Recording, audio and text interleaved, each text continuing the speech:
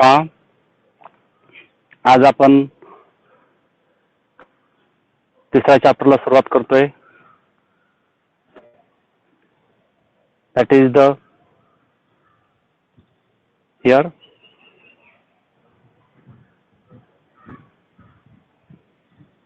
Sorry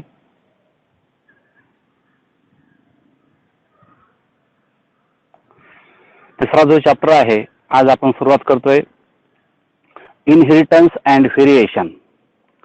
हा जो inheritance आणि व्हेरिएशन हा जो तिसरा चॅप्टर आहे यामध्ये आपल्याला मेंडेलच्या थेरी पाहायच्या आहेत. You know about the Mendel or this theory is known as the Mendelism. Now, in this theory, the Mendel, it shows by the genetic variations how these chromosomes, they shows their mechanism. What are the mechanism of inheritance? हे जे characters आहेत हे characters एका generation मधून दुसऱ्या generation मध्ये कसे transfer होतात हे ह्या चॅप्टर मध्ये आपल्याला पाहायचं आहे. Here the chromosomes and the mechanism of the inheritance.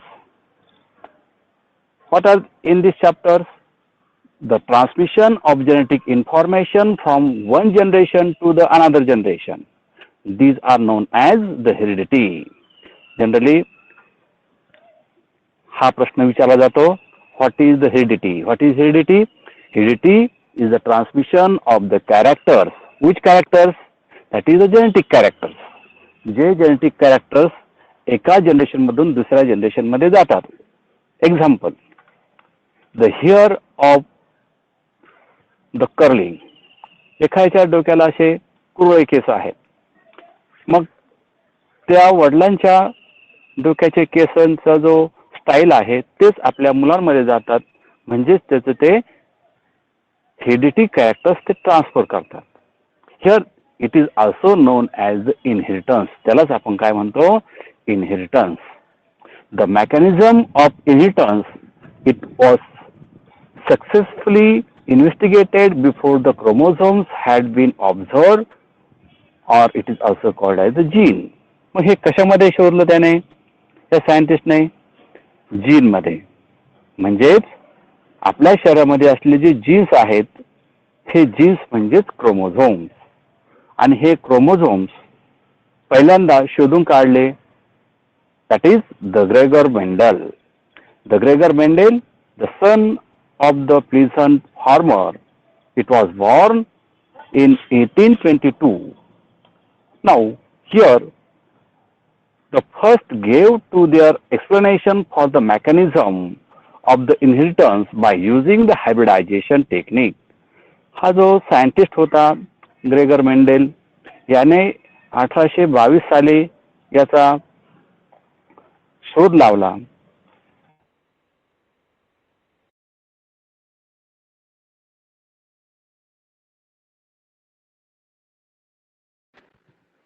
These inheritance of the 7 trait in the garden, they are showing by the plant. त्याने वेगवेगळ्या प्रकारच्या ज्या काही trait, what is the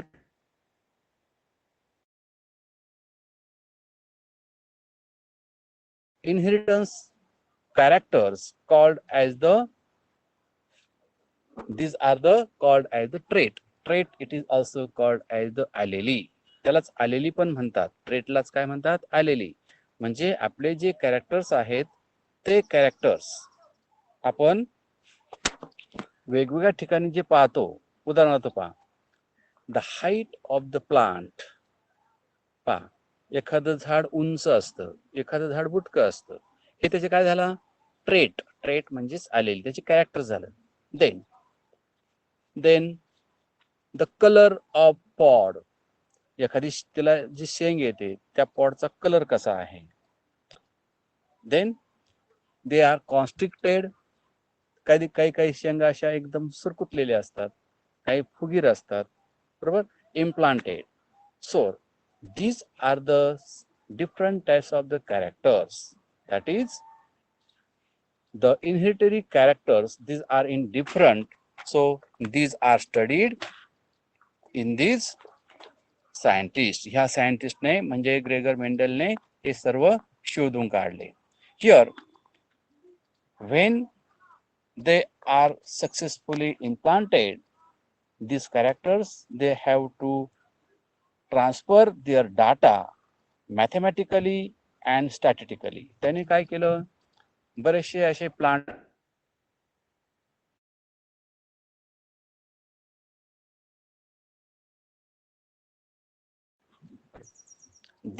all these are seen the mathematically and statistically. त्याने ते mathematically ते सगळे prove करून दाखवले की उंच झाडाचं हायब्रिडायझेशन कसं होणार, बुटक्या हायब्रिडायझेशन कसं होणार. Then they shows the postulated by the principle of heredity which become a fundamental laws of heredity. They are the visualized by the trait.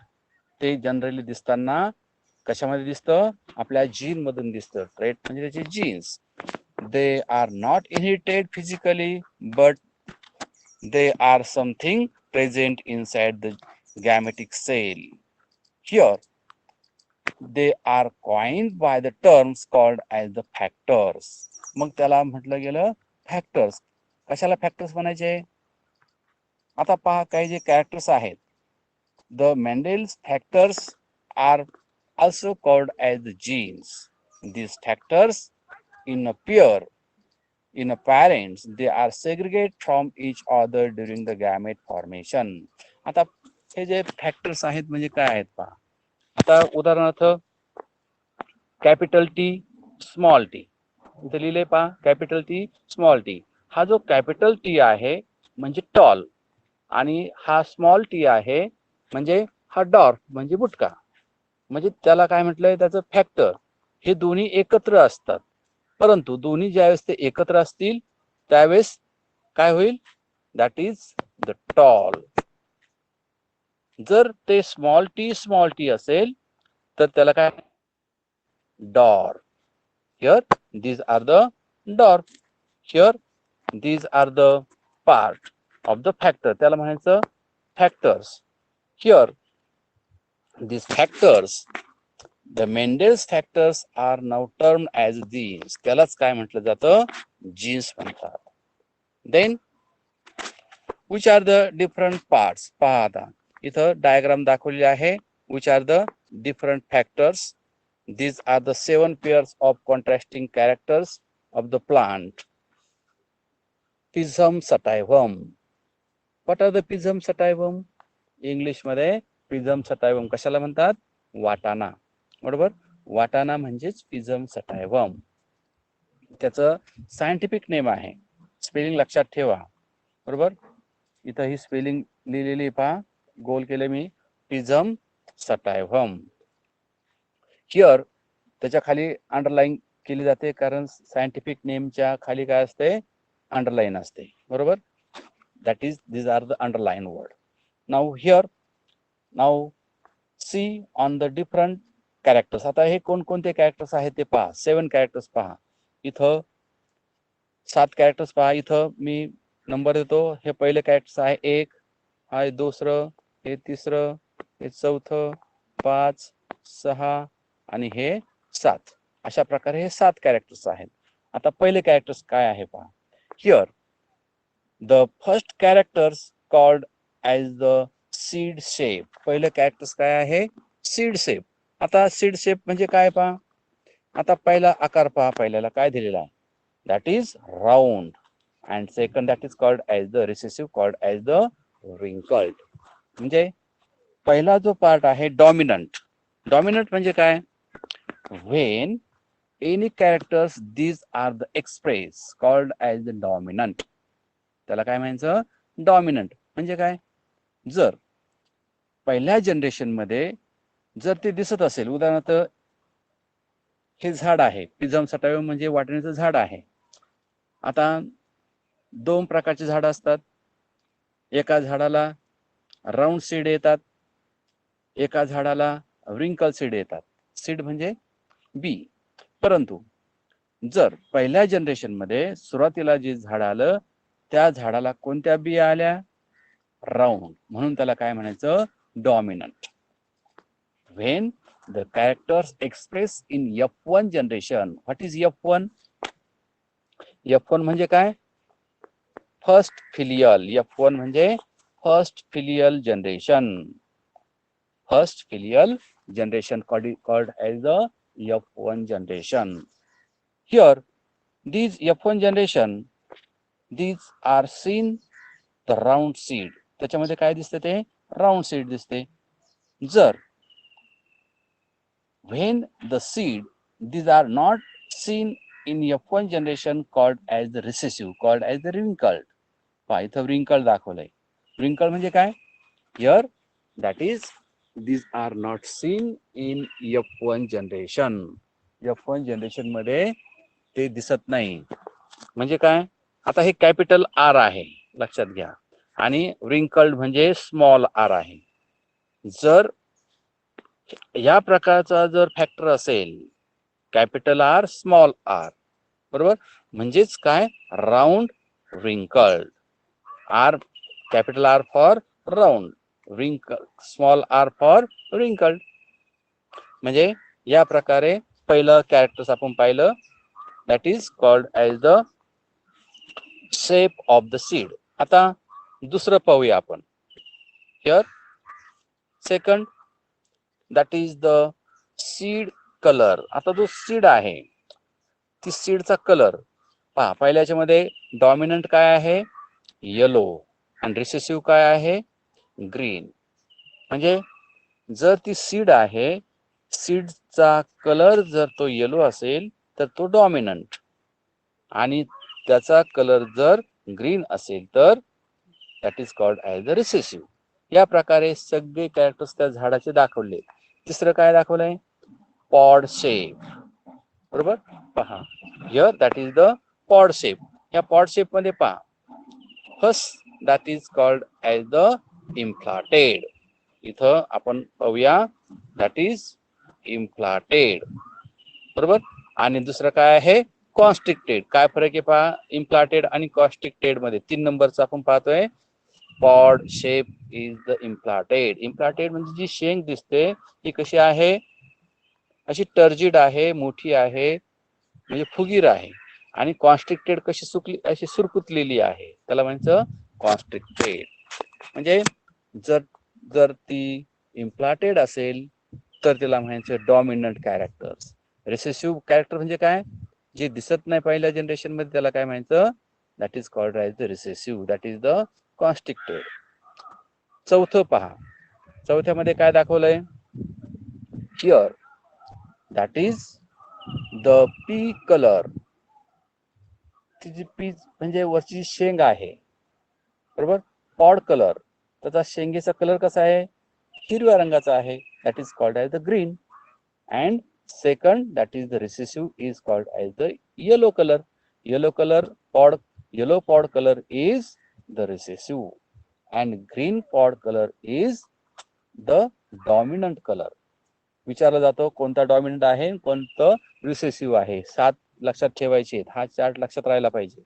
Then आता त्यांना येणारे जे फुलं आहेत त्याला म्हणजे फ्लावर कलर. आता हे जे फ्लावर कलर आहेत डॉमिनंट जनरली जे दिसतात ते कोणते आहेत? पर्पल कलरचे दिसतात. परंतु एखादा कसा असतो? व्हाईट असतो. मग व्हाईट हा कसा झाला? Recessive gene. आणि डॉमिनंट जीन कोणता आहे? Purple colour, that is the purple flower of the P plant, that is called as the dominant characters. हे जे कॅरेक्टर्स आहेत डॉमिनंट आणि रिसेसिव्ह 2 प्रकारचे असतात. आता हे जे फ्लावर आहे, यांना येणारे जे फुलं आहेत हे कुठं येतात? टोकाला येतात की खाली येतात? खालच्या बाजूला येतात. खालच्या बाजूला म्हणजे पहा, काही झाडांचे जे फुलं आहेत, 1 नंबरचं पहा, 6 नंबरला दाखवलंय, फुलं कुठं आले? एकदम टोकाला आले, शेंड्याला. आणि रिसेसिव्ह मध्ये कुठं दाखवलंय? खालच्या बाजूला आले, बरोबर. That is the axial and the terminal. Axial म्हणजे टोकाला, वरच्या टोकाला. टर्मिनल म्हणजे खालच्या मध्यंतरी, मध्यभागी. That is the recessive. And the last that is called as the plant height. आता प्लांट हाईट मध्ये काय दाखवलंय पहा, खालचं प्लांट छोटं दाखवलंय, वरचं मोठं दाखवलं. म्हणजेच काय, some plant are the tall and some plant are the dwarf. Dwarf that is called as the बुटके. बुटके म्हणायचं मराठीत त्याला. डॉर्फ म्हणजे बुटके, टॉल म्हणजे हायटेड किंवा उंच. म्हणजे जे प्लांट उंच असतील ते कसे झाले, डॉमिनंट. आणि जे प्लांट कसे आहेत, बुटके आहेत, त्यांना काय म्हणायचं, डॉर्फ किंवा शॉर्ट. या प्रकारे आपण पाहिले dominant characters and recessive characters. अशा प्रकारे हे कुणी अभ्यासलं, ग्रेगर मेंडेलने त्याचा अभ्यास केलेला आहे. Then you have to shows these are the different types. Here in this pea plant the contrasting characters can be easily recognized. आता त्याने हे पी प्लांट का निवडलं, तर हे जे प्लांट आहे फार उंचही नाही फार बुटकही नाही, याच्यामध्ये जास्तीत जास्त कॅरेक्टर्स आहेत, म्हणून हे प्लांट त्याने निवडलं. The 7 different characters in the pea plant were controlled by the single factors. ह्या वेगवेगळ्या म्हणजे एकाच झाडामध्ये वेगवेगळ्या प्रकारचे कॅरेक्टर्स असतात, म्हणून या प्रकारचं त्याने प्लांट निवडलं. मग त्याने लिंबाचं झाड का नाही निवडलं, आंब्याचं झाड का नाही निवडलं? आता पहा, उदाहरणार्थ आपलं लिंबाचं झाड आहे, त्याच्या ते फुल पाहायला कुठं जावं लागलं असतं, झाडावर जावं लागलं असतं, किंवा आंब्याच्या टोकावर जावं लागलं असतं, ते फुलं आलंय की नाही, कसं आलंय, काय आलं हे पाहण्यासाठी. मग त्यापेक्षा हे जर आपल्या डोळ्याने आपण जमिनीवर उभं राहून ते त्याचं निरीक्षण करू शकतो, म्हणून अशा प्रकारचं झाड त्याने त्या एक्सपेरिमेंटसाठी निवडलं. Now these characters or the factors are located on a separate chromosomes. These are the factors, they are transmitted by generation to the generation. म्हणजे एकच कॅरेक्टर्स ते वेगवेगळे आहेत, मग त्याचा पॉडचा कलर असेल, सीडचा कलर असेल, त्याची हाईट असेल, बरोबर, ह्या सगळ्या गोष्टी स्वतंत्र आहेत. Here they are introduced to concept of dominance and recessiveness, आणि त्याच्यावरून त्यांचा डॉमिनन्स आणि रिसेसिव्हनेस समजतं. Then the Mendel experiment they are acquired to the genetic terms by the symbols. आता ह्या ज्या टर्म्स आहेत, उदाहरणार्थ पहा, मेल साठी विशिष्ट टर्म सिम्बॉल असतो, मेल साठी वेगळा असतो, फिमेल साठी वेगळा सिम्बॉल असतो. त्याचप्रमाणे हे जे कॅरेक्टर्स आहेत, ह्या कॅरेक्टर साठी सुद्धा वेगवेगळे सिम्बॉल त्यांनी शोधून काढले. The specific feature of an organism that is the height of the stem, these are called as the characters. उदाहरणार्थ पहा, हाईट ऑफ द स्टेम. आता उदाहरणार्थ हाईट ऑफ द मॅन हे कॅरेक्टर झालं, म्हणजे उंची, माणसाची उंची, माणसाचा कलर, तसंच प्लांटची उंची, प्लांटचा कलर, हे त्याचे काय झाले, कॅरेक्टर्स झाले. What is the genetic terminology? Terminology म्हणजे छोट्या छोट्या व्याख्या. आता ह्या व्याख्या आपण पाहणार आहोत. पहिली आहे कॅरेक्टर्स. कॅरेक्टर्स म्हणजे काय, the specific feature of the organism is called as the characters. म्हणजे एखाद्या ऑर्गॅनिझमचं विशिष्ट कॅरेक्टर्स. उदाहरणार्थ एखादा मुलगा आहे, तो दिसायला काळा दिसतो, बरोबर, मग मुलं त्याला चिडवतात, ब्लॅक म्हणतात किंवा काही तर काही म्हणतात, बरोबर. एखाद्याच्या डोळ्याचा प्रॉब्लेम असेल, त्याला वेगळ्या नावाने हे करतात, म्हणजे त्याचे ते कॅरेक्टरिस्टिक्स असते. म्हणजे एखाद्याने हिरवा कपडे घालून आले, आपण त्याला पोपट म्हणतो, पोपटासारखा दिसतो, म्हणजे त्याचे ते कॅरेक्टरिस्टिक्स असते. Here these are the characters, त्याला आपण म्हणतो कॅरेक्टर्स. म्हणजे हाईट एक्झाम्पल आहे, ते example of the character that is the height of the stem, height of the organism, काही लिहू शकता तुम्ही example. Here second that is the trait. दुसरं काय आहे, trait. What is the trait? The inherited characters, it is the detectable the variant called as the trait. Trait म्हणजे काय, एक विशिष्ट कॅरेक्टर, टॉल और डॉर्फ, तो उंच आहे की बुटका आहे, काळा आहे की गोरा आहे, बारका आहे म्हणजे बारीक आहे की जाड आहे, हे झाले त्याचे कॅरेक्टर्स. म्हणजेच त्याला काय म्हटलं जातं, ट्रेट. ट्रेट म्हणजे काय, inherited characters, this are detectable for the variant. त्या व्हेरियंटला ओळखण्यासाठी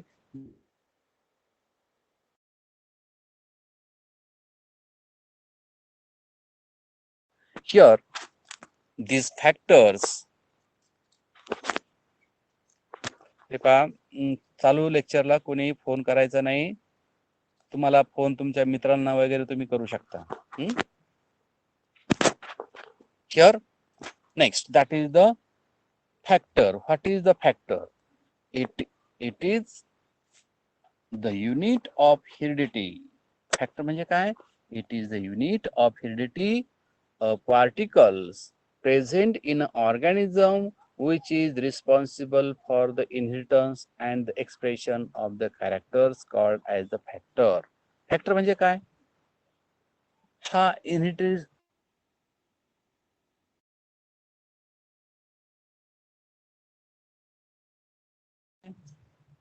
की एखाद्या आपल्या शरीरामध्ये जे कॅरेक्टर्स असतं, हे कॅरेक्टर्स कसं दिसतं त्याला म्हणायचं फॅक्टर. त्यालाच काय म्हणायचं? हेरिडिटी.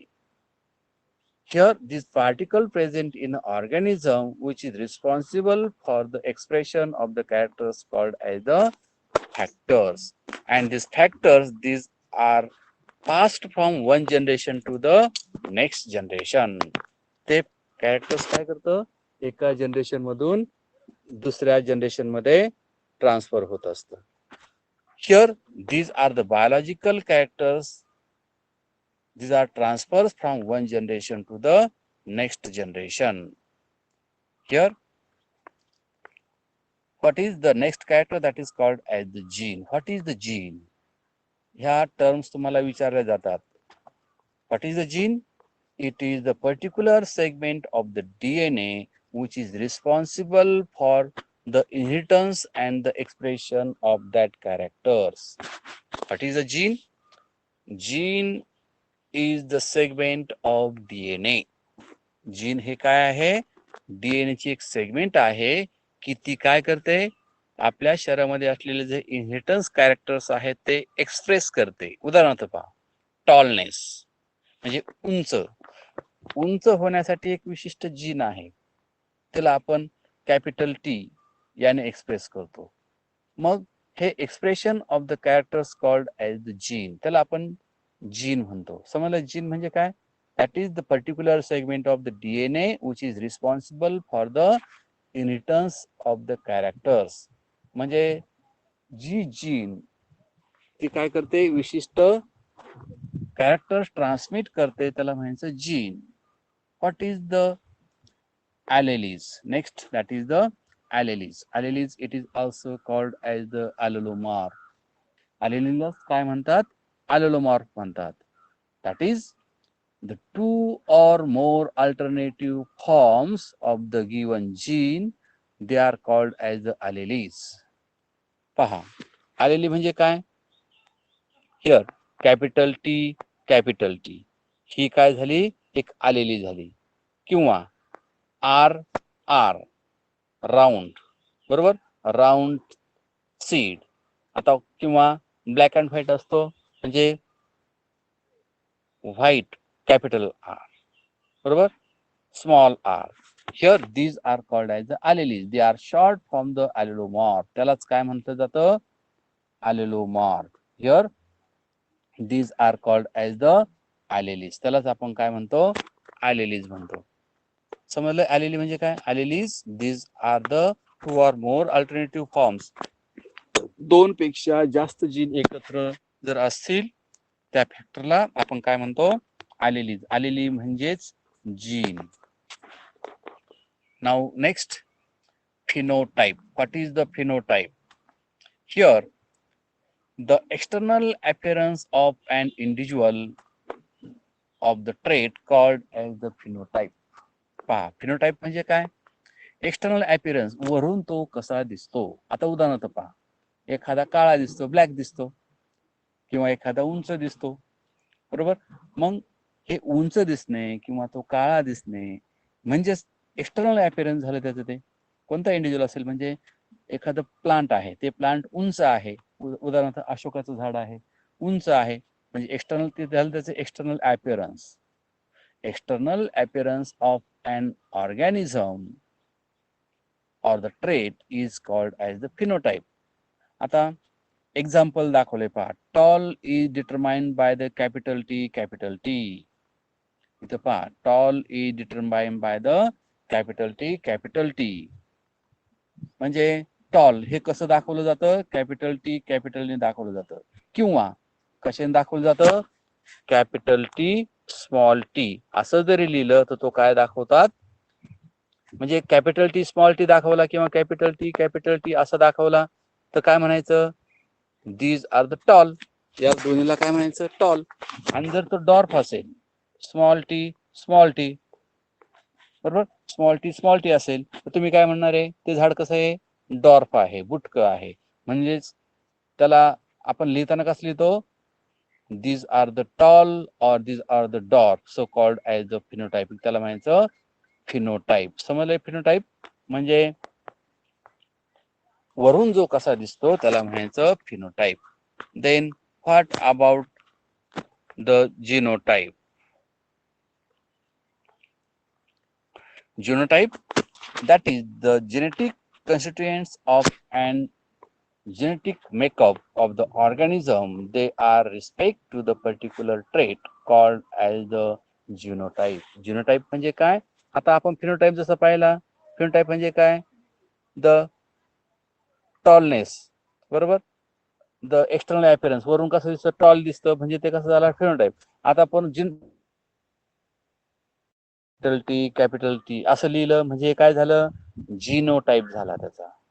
कॅपिटल टी लिहिलं म्हणजे जीनोटाइप. आणि हे जर म्हणलं आपण टॉल, असं टॉल म्हटलं, हा टॉल शब्द काय झाला?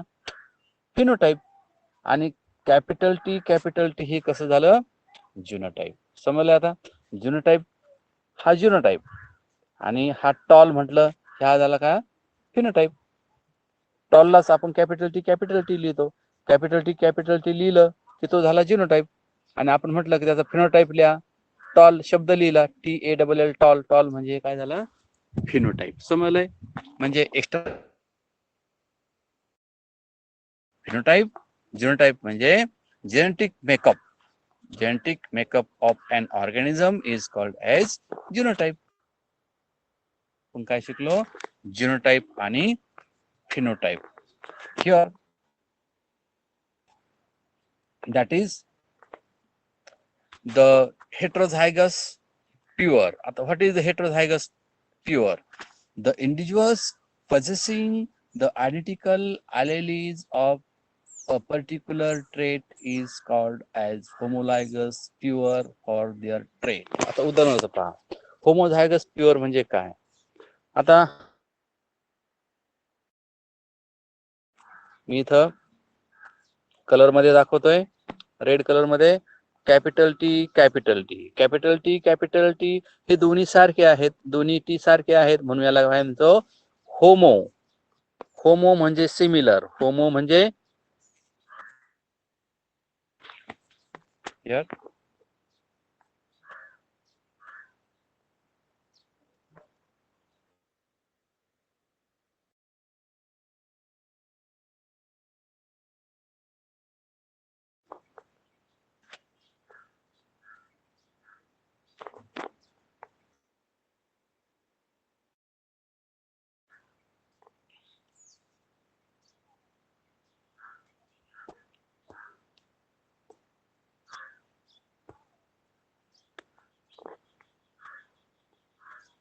नेक्स्ट इथं आपण पाहत होतो काय? ॲलिडोमॉर्फ झाला, डॉमिनंट झाला, रिसेसिव्ह झाला. देन फिनोटाइप, जीनोटाइप. आता आपण पाहत होतो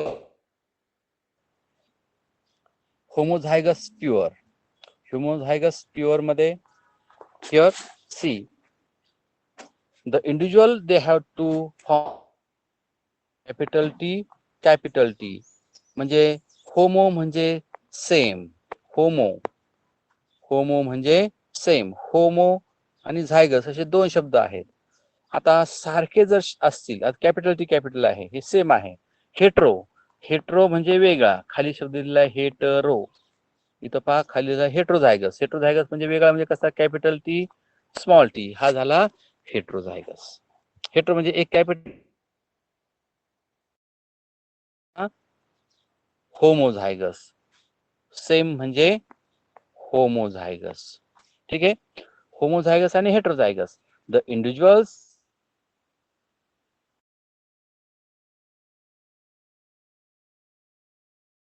एक्झाम्पल दाखवलंय पहा. Capital T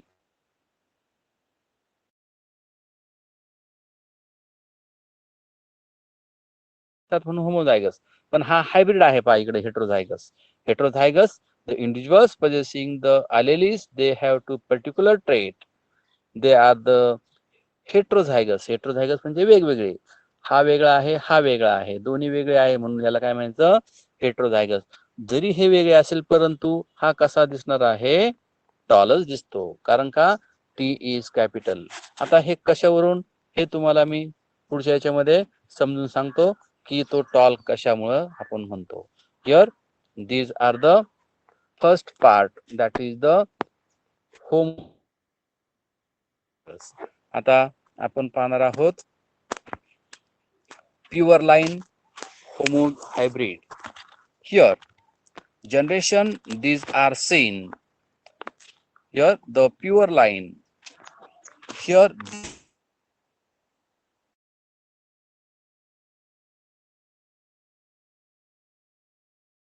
they and this true breeding, these are forms one or the more trait.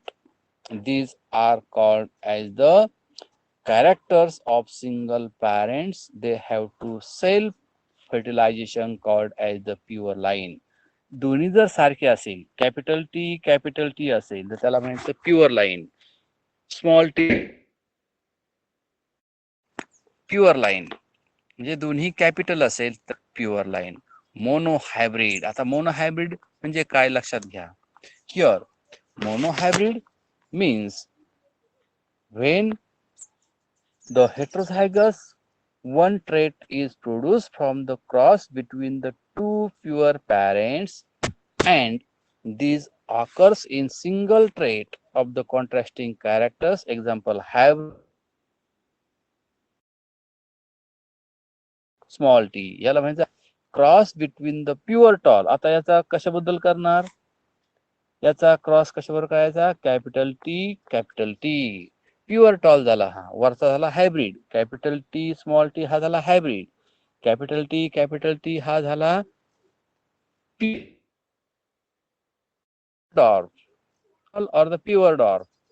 It is the heterozygous to form the single pair of alleles. याला म्हणायचं मोनोहायब्रिड क्रॉस. समजले monohybrid cross म्हणजे काय? हा एक पहिला झाला हेटेरोझायगस, हा झाला that is the pure line. Pure line म्हणजे काय? That is the tall or the dwarf. कोण?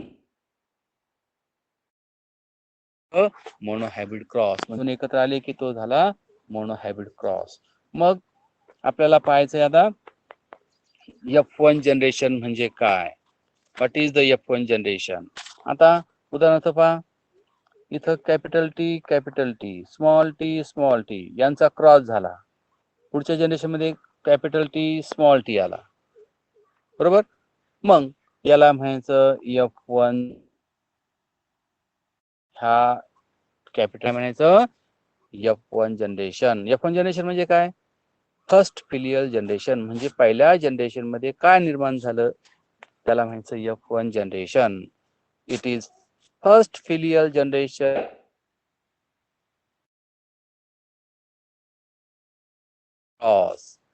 called as the mating of first parent. They called have the contrasting characters. त्यालाच आपण काय म्हणतो? Contrasting characters. म्हणजे पहिल्या उदाहरणार्थ आई वडिलांच्या क्रॉस मधून जो मुलगा तयार होतो तो कसा दिसतो हे झालं त्यांचं फर्स्ट फिलियल जनरेशन म्हणजे F1 जनरेशन. अशा प्रकारे आज आपण इथं थांबूया. हे सगळ्या टर्मिनॉलॉजी आहेत. ह्या टर्मिनॉलॉजी तुम्ही पुस्तक आहेत महत्वाच्या आहेत. टर्मिनॉलॉजी जेवढ्या शिकवल्यात आज तेवढ्या सगळ्या टर्मिनॉलॉजी तुम्ही पाहायच्या आहेत. ठीक आहे. कोणाला काही अडचण असेल तर तुम्ही विचारू शकता.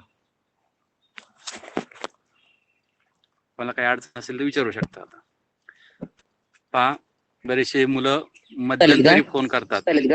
हा काय 12वीचे ऍडमिशन सुरू झाले. हा, बोला तुम्हाला काय अडचण? 12वीचे ऍडमिशन सुरू झाले मग. हो चालू आहे ना. कधीपर्यंत टाइम आहे? कोणत्या बोर्डाच्या का? ऍडमिशन हॅलो 12वीचे ऍडमिशनला वैयक्तिक- किती टाइम आहे? 12वीचे ऍडमिशन होय. ऍडमिशन नाही चालू झाले, 12वीची परीक्षा चालू झाली. ऍडमिशन नाही, मी परीक्षा विचारतो. ऍडमिशन अजून चालू नाही केले. हे बोर्डाचे 12वीचे जे विद्यार्थी आहेत त्यांचं बोर्डाचं काम चालू असल्यामुळं सध्या सगळं बंद आहे, त्याच्यामुळे मी सकाळी लेक्चर घेतलं नाही. ठीक आहे.